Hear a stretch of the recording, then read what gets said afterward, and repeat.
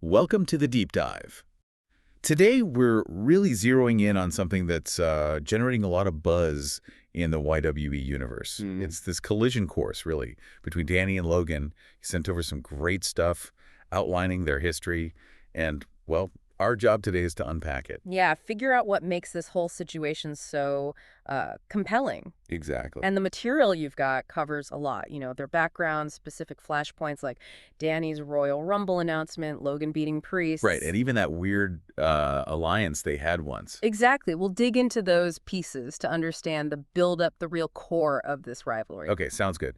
And for listeners, this is really about getting the big picture fast, understanding the key beats of this greatest collision course without getting lost in all the drama. Just the key moments and motivations, a clear view. Perfect. So let's dive in. We start with Danny. The material paints him as this, absolute cornerstone. Yeah, the reigning king, practically. Started super young, 16. And by 26, a 12-time world champion. That's wild. It is. Plus, a Royal Rumble win, 9 WrestleMania main events. They're calling it his golden age. He's basically a legend already, and he's not even 30 yet.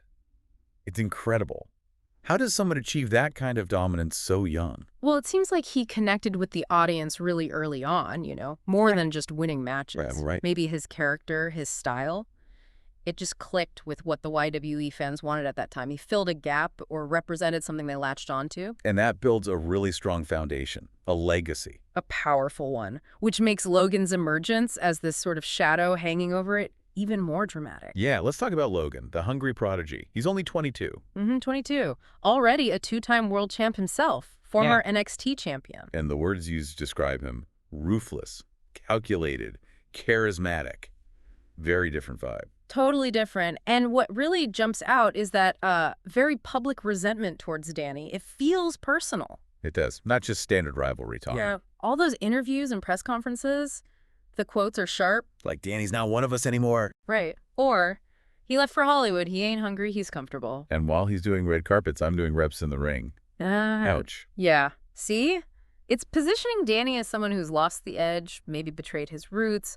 Logan's setting herself up as the opposite, the guy who's still grinding. So he sees Danny less as a benchmark and more as just in the way. Exactly. An obstacle. He doesn't just want to earn Danny's spot. He wants to take it. It's a very pointed kind of ambition. Which brings us to Survivor Series. This felt like a massive turning point. Danny returns. Yeah, big return. And just drops this bomb. I'm entering the Royal Rumble at number 1. Whoa.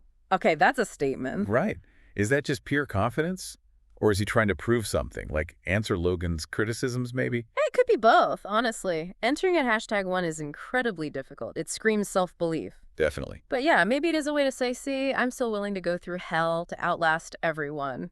A direct rebuttal to being called comfortable. It certainly threw down the gauntlet. And then Logan's reaction. Yes. No words needed. Just as music hits, he walks out. And they have that intense face-to-face. The material called the atmosphere electric. And I bet it was. That silence, that stare, it said everything. Logan's basically saying, challenge accepted. I'm right here, now. Yeah, I'm not waiting anymore. Precisely. No fear, just immediate confrontation. Really powerful moment. And Logan didn't just leave it at a stare down, did he? He followed up pretty quickly. He did. With that main event match against Damian Priest. Who's known to be a pretty close ally of Danny's, right? A key ally, yeah. And Logan didn't just squeak by. No, the source says it was a clean win and calls it a move on the board. What's the significance of that win specifically? Well, it's more than just another victory for Logan. Beating Priest, Danny's ally, cleanly. It's like sending a message directly to Danny. How so? It shows Logan can get to people in Danny's circle. It suggests Danny's support system isn't untouchable. It's a strategic move, isolates Danny a bit, maybe gets in his head. Right, it shows Logan as a threat, not just to Danny directly, but to his whole kingdom, so to speak. Exactly. It raises the stakes. It proves Logan's threat is immediate and serious. Okay, so the battle lines are drawn pretty clearly. Intense rivalry, strategic moves. But then there's this curveball in the source material. The alliance. Yeah. Apparently, Danny and Logan were allies once, just for one night.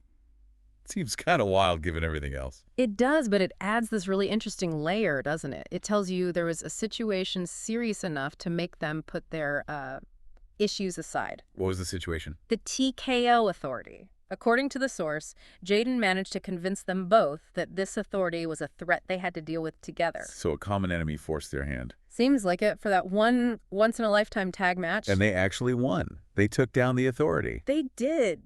Successfully dismantled them, it says. You'd think pulling off something like that together might, I don't know, build some kind of bridge. Even a little respect. You would think, but the description of the aftermath is telling. What happened? Just cold eye contact and silence.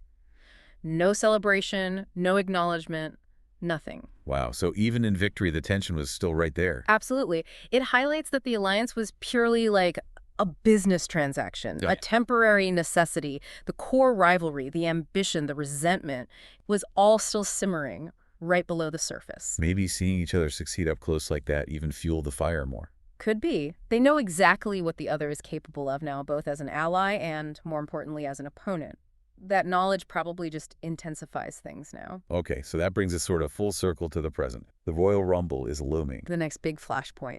and it's framed as this epic clash. Legacy versus Destiny, Danny protecting his kingdom, Logan trying to storm the gates. Yeah, that's the narrative. And with Danny coming in at number one, Yeah. I mean, a direct confrontation in the Rumble feels almost guaranteed, doesn't it? It feels inevitable. The structure of the Rumble makes it perfect for that kind of encounter. They could end up in there together for a long time. What kind of impact could that have, like, if one eliminates the other? Oh, massive. Huge bragging rights, a major psychological blow. But even just a prolonged, brutal fight between them in the Rumble would escalate things dramatically, setting up whatever comes next. And what comes next? Yeah.